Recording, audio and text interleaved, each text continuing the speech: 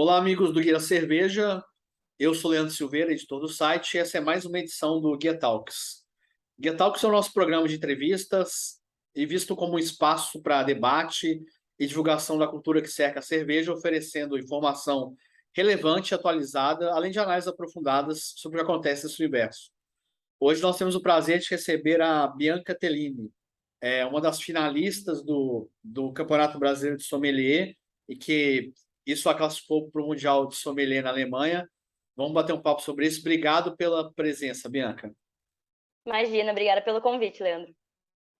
A Bianca, além de ter sido a única mulher entre os 10 melhores sommeliers de cerveja do Brasil no último Campeonato Brasileiro, né, a sexta edição organizada pelo Instituto da Cerveja Brasil, ela tem uma experiência de cerca de 7 anos dentro do segmento cervejeiro, sendo CEO da Clado Consultoria, e também atua no dia a dia de uma cervejaria, a Tupiniquim, né? É, ela é responsável pelo controle de qualidade microbiológico da Tupiniquim. Esqueci de alguma coisa, Bianca? Não, é isso aí. Tá, tá certo. Vamos começar falando do campeonato, que eu acho que é um tema que interessa para bastante gente. Bastante gente tem curiosidade, afinal, todo mundo gosta do campeonato no Brasil, né? É, como é que foi participar do Campeonato Brasileiro de Sommelier? Como é que foi ficar entre os 10 finalistas? Conta dessa experiência para gente. Então, foi uma experiência incrível, foi muito interessante, porque como o campeonato é bienal, e o último tinha sido em 2019, a edição de 2021 não aconteceu, por causa da pandemia. Então, eu fui fazer o sommelier só em 2020. Então, no dia 19, eu não era sommelier ainda, não pude participar. E a minha ideia de participar desse ano era justamente conhecer as provas, ver como é que elas funcionavam, pelo menos a primeira parte, a prova teórica, para me preparar para o campeonato de 2024. Então, eu não fui com muita expectativa, assim, na prova teórica. É o que foi bom. Eu cheguei, fiz a prova, achei ela bem interessante, assim, uma prova bem extensa, são 70 questões de múltipla escolha, então é bem extensa mesmo, e aborda diversos assuntos, né? Não só da parte de sommelieria, mas também de produção, de controle de qualidade, de insumos. E aí fiz a prova aqui em Porto Alegre e acabei passando entre os 45 para a segunda fase. Pensei, gente, eu só fiz para testar e passei, que legal, né? Vamos para São Paulo fazer essa prova então. E aí deu muito certo, porque as provas foram sábado e domingo, e na segunda-feira eu já tinha uma consultoria na Dádiva, com a minha empresa de consultoria, aí em São Paulo. Então, deu bem certinho de eu ir na sexta, fazer as duas provas e depois ir para a Uhum. consultoria. E aí cheguei na prova prática, e aí, isso sim, para a prova prática eu estudei bastante. Tinham dois participantes aqui de Porto Alegre, que era a Débora e o Paulo. Então a gente estudou bastante juntos, foi muito, muito importante, assim, os estudos às cegas e a parte de off-flavors. E aí cheguei na prova também, mas com aquela expectativa baixa de vamos conhecer a prova e ver como é que funciona. E foi muito legal, assim, eu nunca tinha participado de nenhum campeonato na minha vida, de sommelieria, e fiquei surpresa, assim, como dá, como é possível. Porque daí fiz a prova de degustação e depois tinha a prova de off-flavors. E no mesmo dia eles já anunciaram os 10, né, classificados e os 5 finalistas. E aí nós éramos apenas 4 mulheres dos 45.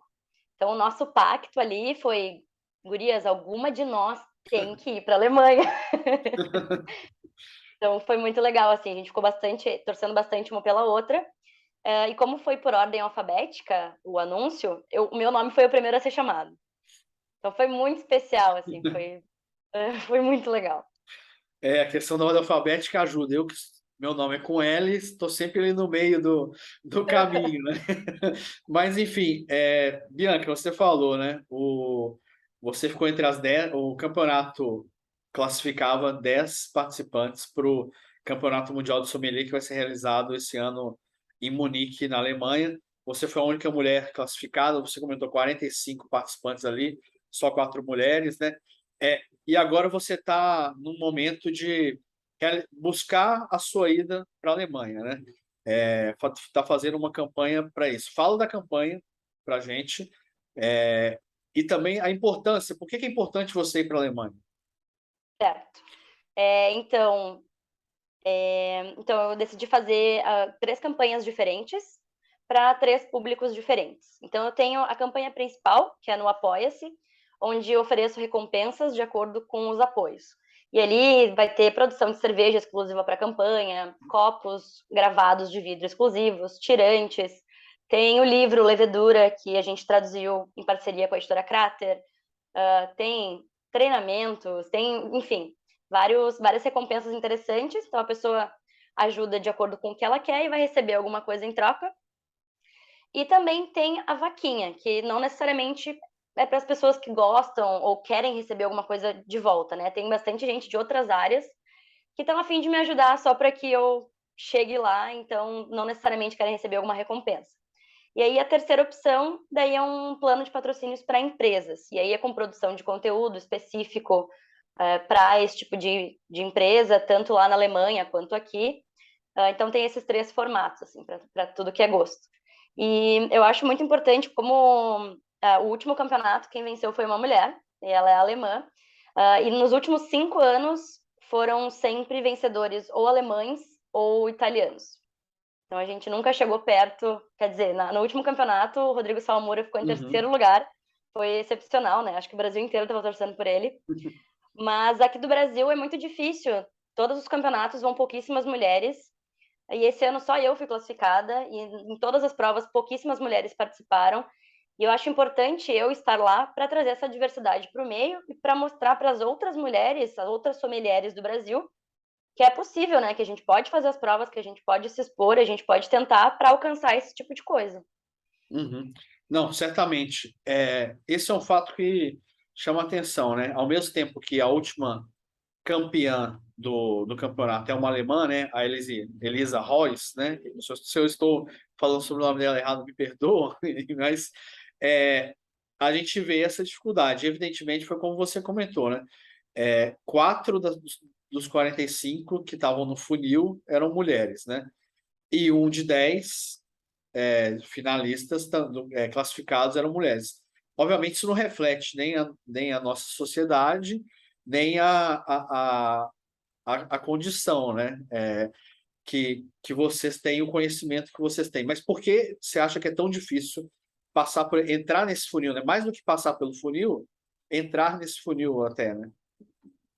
Sim, sabe que depois que eu fui classificada, eu conversei bastante com várias conhecidas minhas que são sommeliers de cerveja há muito tempo, há mais de 10 anos, trabalham na área há muito tempo. E o que a gente concluiu, assim, é que como a gente já é testado o tempo inteiro e o nosso conhecimento é questionado muitas vezes no nosso meio, fica um pouco difícil escolher se expor voluntariamente a esse tipo de situação, né? Porque, querendo ou não, é dar a cara a tapa, né? Mais uma vez, dar a cara a tapa nesse meio majoritariamente masculino e machista. Então, é difícil, é mais fácil não, é menos desconfortável a gente fazer o que a gente tem que fazer e já provar o que a gente tem que provar e não se expor mais uma vez. E, inclusive, foi um pacto que a gente fez, assim, depois do campeonato, conversando com várias mulheres, que no próximo campeonato a gente tem que ter pelo menos metade desses 45 classificados para a segunda fase mulheres. Porque é exatamente o que você falou, não reflete a realidade da quantidade de sommelier que tem no Brasil. Não, me chama muita atenção esse número baixo, e a gente espera que, de fato, isso se altere. Acho que a sua ida para a Alemanha também pode ajudar nesse processo. Você comentou a questão de estar representada na Alemanha, né? Da mulher estar participando do campeonato.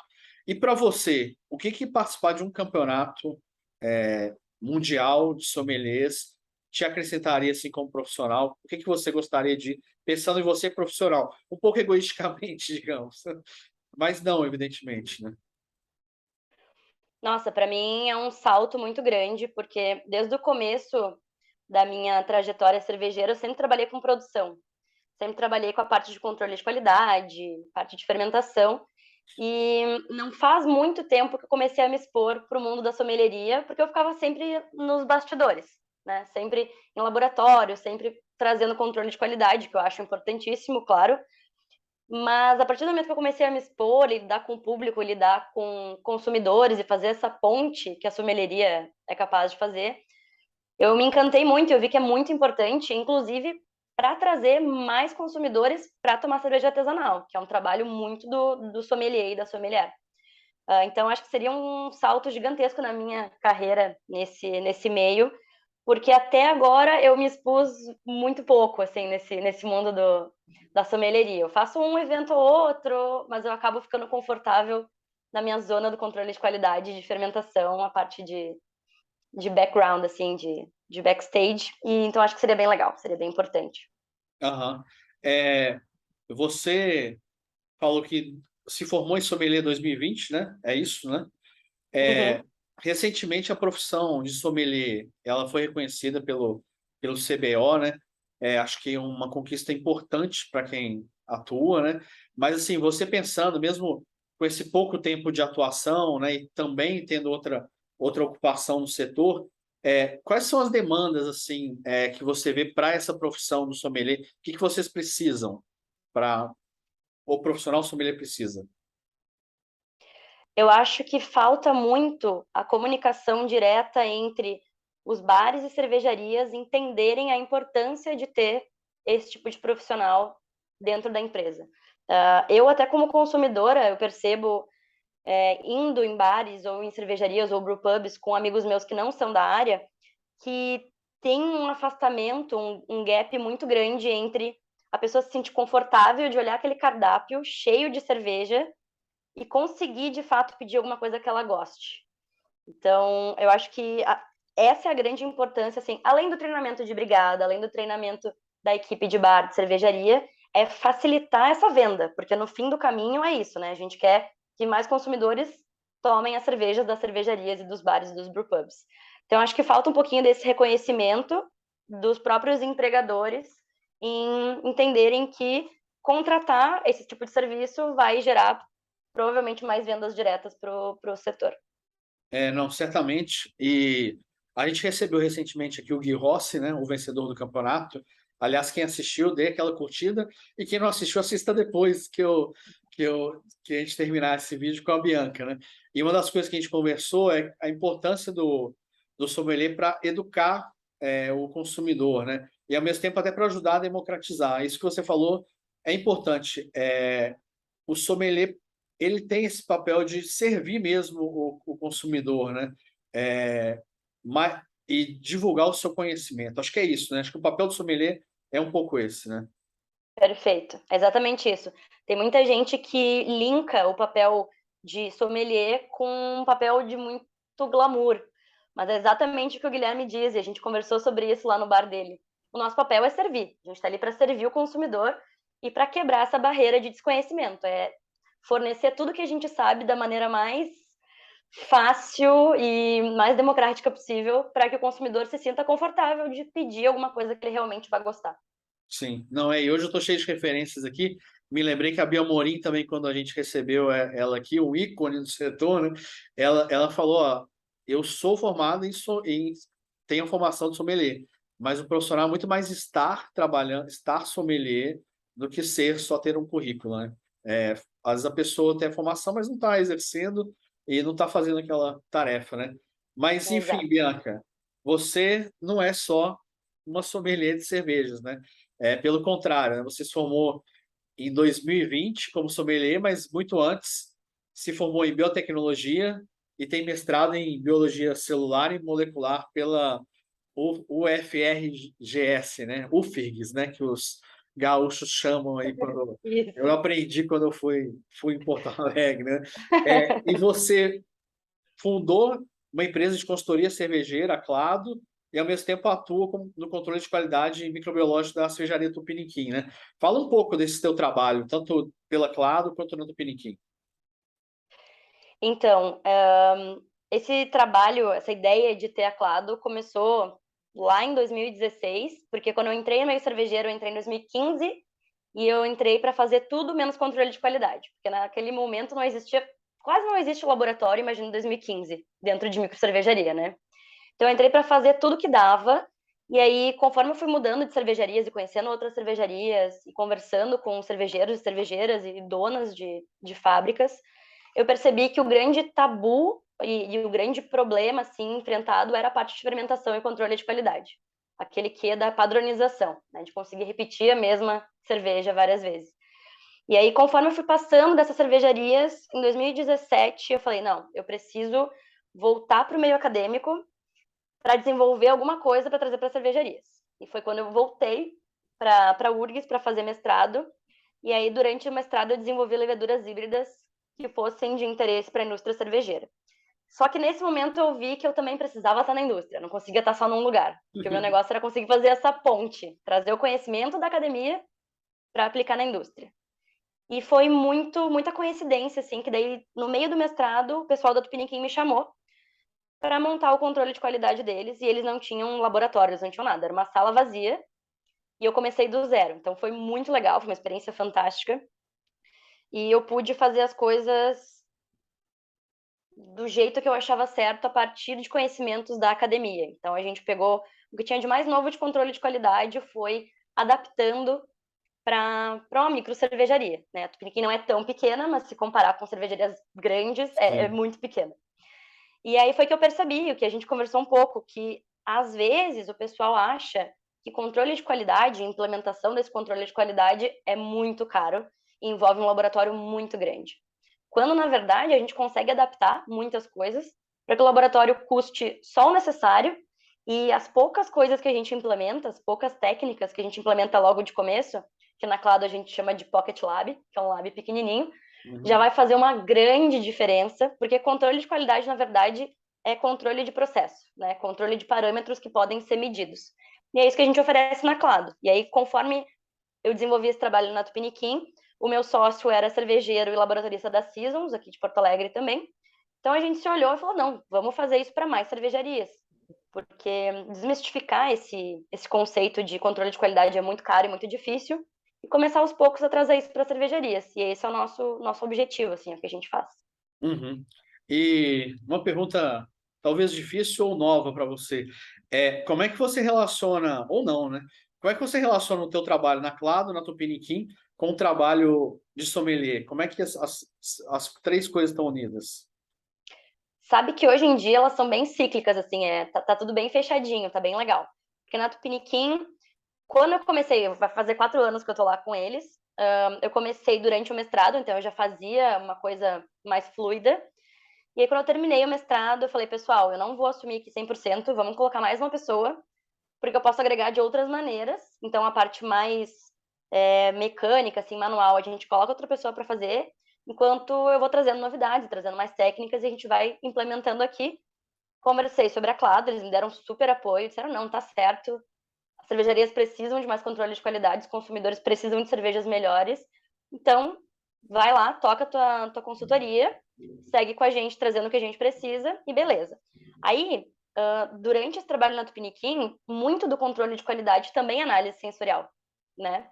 E aí, aos poucos, a gente percebeu que, por exemplo, operadores de adega, o pessoal do Envase, eles têm que entender minimamente do que eles estão fazendo, né? De sensorial.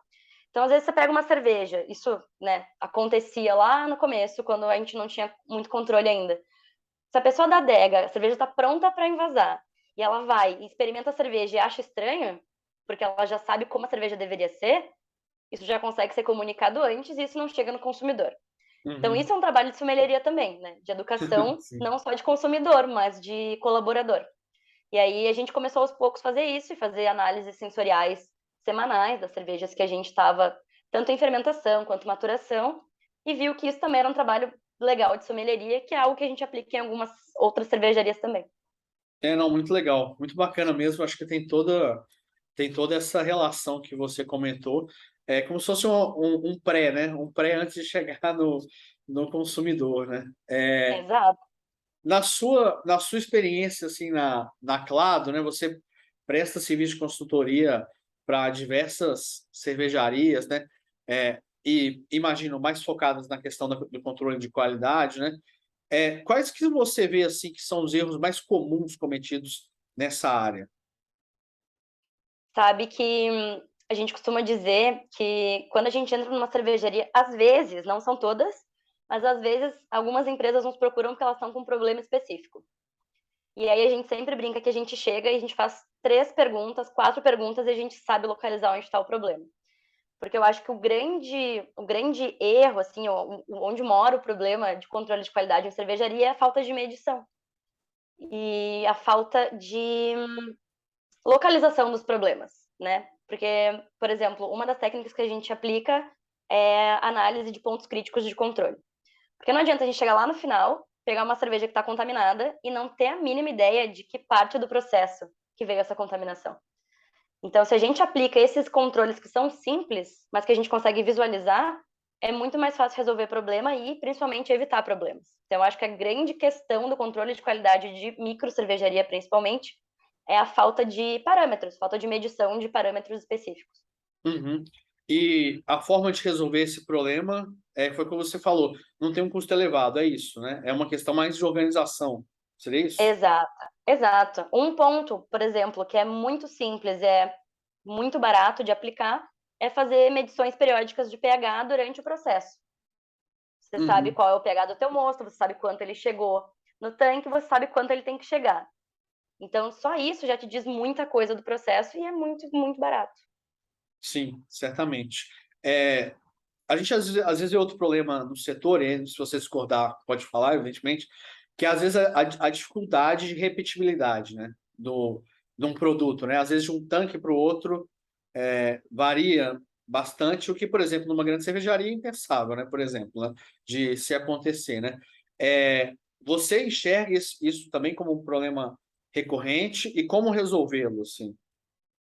Enxergo. Eu acho que um ponto importante é a gente pensar na variabilidade dos insumos, principalmente. Começar pelo mais básico, tá? O malte e a análise do malte. A gente recebe um laudo, geralmente, junto. Geralmente não, sempre, junto com o malte que vem das maltarias. Geralmente esse laudo é ignorado pelas cervejarias e a receita é sempre a mesma. E essa receita chega para a pessoa que vai abraçar a cerveja como se fosse sempre o mesmo malte. O lúpulo. A alfa-ácido varia, beta-ácido varia, e varia muito. E aí isso não é levado em consideração, e eu estou generalizando, claro, né? Mas Não, claro, geralmente isso sim. não é levado em consideração, e aí vai a mesma quantidade de lúpulo na fervura, a mesma quantidade de lúpulo no dry hopping, quando esses lúpulos são totalmente diferentes. E o problema principal que eu vejo, que faz muita diferença quando a gente mexe, é na levedura. Porque quando não tem análise, você não sabe o que está acontecendo ali. Então, você não sabe o número de células, você não sabe se elas estão viáveis, você não sabe como é que está a vitalidade dessas leveduras. Então, isso é sempre muito variado. Você não sabe quanto você está colocando, não sabe se o pitching está correto. Então, só de você padronizar esse tipo de coisa, aos poucos você vai chegando numa padronização um pouco melhor do teu produto. Uhum. Você tem trabalhado com controle de qualidade há bastante tempo, né? 7 anos, né? Que você está no setor. Você viu essa preocupação evoluir ou ainda tem muito a evoluir? As duas coisas. Se evoluiu nesses 7 anos e, ao mesmo tempo, se tem a evoluir e talvez o que tenha também. 3 em 1 aí. Nossa, felizmente eu vi evoluir muito, quase que exponencialmente, desde o começo, assim. E eu acho que isso tem uma relação muito grande com a exigência do consumidor e a quantidade de cervejarias. Porque em 2015 a gente tinha, não me lembro, eu tinha esse dado da quantidade de cervejarias, mas a gente triplicou esse número no Brasil todo, o número de registros pelo mapa. Então, assim, concorrência, né? O consumidor começa a escolher. E se você vai numa cervejaria e você toma uma cerveja e você volta e toma ela e ela é totalmente diferente, talvez você não dê mais uma chance porque na esquina tem uma outra cervejaria. Uhum. Então, acho que é a questão da exigência do consumidor de estar entendendo um pouquinho mais de artesanal e a grande demanda de produto, assim, a grande oferta que a gente tem de cervejarias talvez seja um ponto importante. Mas ainda tem muito que correr aí para chegar numa padronização minimamente interessante, assim. Um ponto que eu sempre fico triste com relação a isso é donos de cervejaria compararem preços de serviço com eu podia comprar mais um tanque. É, essa é uma clássica, né? Poxa, É mas uma acho que esse aqui clássica. pode ser um tanque, né? Esse dinheiro, né? Então, E eu sim, sei a claro. quantidade de imposto que uma cervejaria paga, mas se você pensar que talvez contratando um serviço que vai te ganhar em 3 vezes o número de levedura que você pode gerar, e isso gerar 3 vezes a economia, talvez valha a pena comprar um tanque mais para frente. Sim. E até porque, se você raciocinar que o controle de qualidade vai garantir que a tua cerveja vai estar boa, pode ser que você esteja fazendo uma roda girar, né? Que vai aumentar a busca pelo seu produto, você vai ganhar mais dinheiro e, em tese, claro, tudo em tese, evidentemente, você vai ter depois esse recurso para comprar o tanque, né? Com certeza. É. E sem o controle de qualidade, tem o risco de você tomar um tombo, como você falou, essa cerveja não está tão boa, não vou deixar de consumi-la, né? Exato, já aconteceu várias vezes em vários locais de o pessoal nos chamar porque tiveram que jogar tantos mil litros de cerveja fora. Esse dinheiro ele não volta. Não volta, vai pro ralo, de É, fato. acho que de uma forma, né, Bianca? Acho que é entender o controle de qualidade como preceito básico, né? Eu acho que é isso, né? Perfeito. Se a gente pensa nas escolas clássicas cervejeiras, isso já é a base do processo, né? O controle de qualidade faz parte, assim como a compra de insumo, assim como a compra de equipamento. Então, acho que é isso que a gente está caminhando ainda para entender o nosso mercado brasileiro. E na sua atuação, você acha que as ferramentas para o controle de qualidade, elas têm evoluído? Como é que tem sido esse processo? Nossa, bastante, bastante, e talvez pela quantidade de oferta de equipamentos diferentes, isso tem diminuído o custo bastante, assim. Antigamente, vou dar um exemplo, por exemplo, o luminômetro, que é um equipamento muito legal que a gente usa em algumas cervejarias, ele era impagável. E os insumos que a gente usa, né, os suaves que a gente usa nesse equipamento também eram impagáveis. E agora, como já tem várias empresas que fabricam esse tipo de equipamento, eles tiveram que baixar o preço, então as coisas estão um pouquinho mais acessíveis e chegam no Brasil de maneira melhor, assim, tem bastante produtor de equipamento brasileiro também que a gente não tinha, então a gente tinha que importar absolutamente tudo e agora a gente consegue alguma coisa no mercado interno já.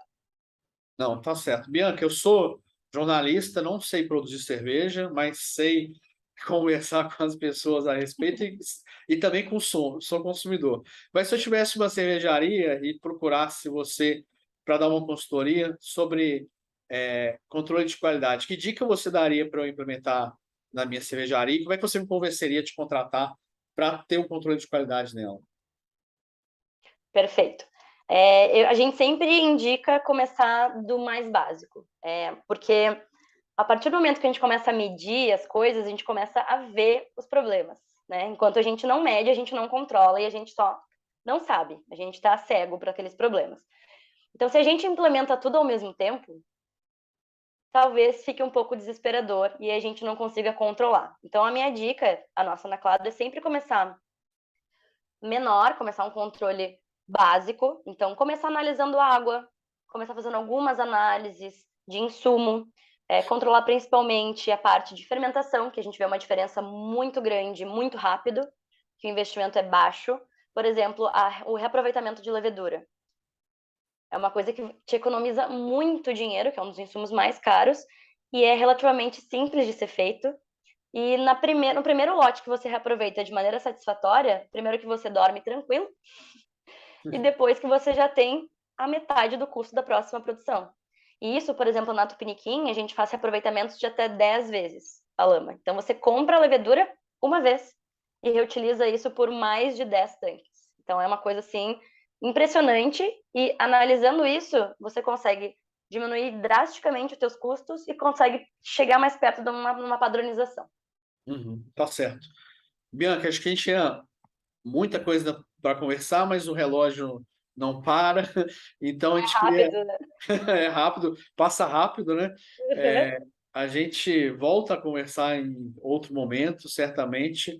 A gente agradece a sua participação no Get Talks. Num recado final seu aí, dá seu recado final, mas principalmente chama o pessoal para ajudar na campanha, passa os endereços aí para que a gente consiga te ver lá na Alemanha nesse ano. Nesse ano. Aliás, quando está marcado o campeonato, quando vai ser a viagem, se tudo der certo, conta isso rapidinho para a gente. Então, a viagem está marcada para o dia 6 de setembro, chegando na Alemanha dia 7. E o campeonato é nos dias 10 e 11. sábado e domingo.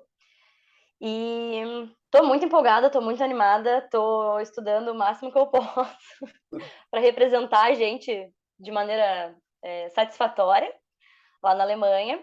E para quem quiser dar uma olhada nos meus vídeos e me ajudar nessa ida para o campeonato, é só entrar no meu Instagram, que é @biteline, bem simples.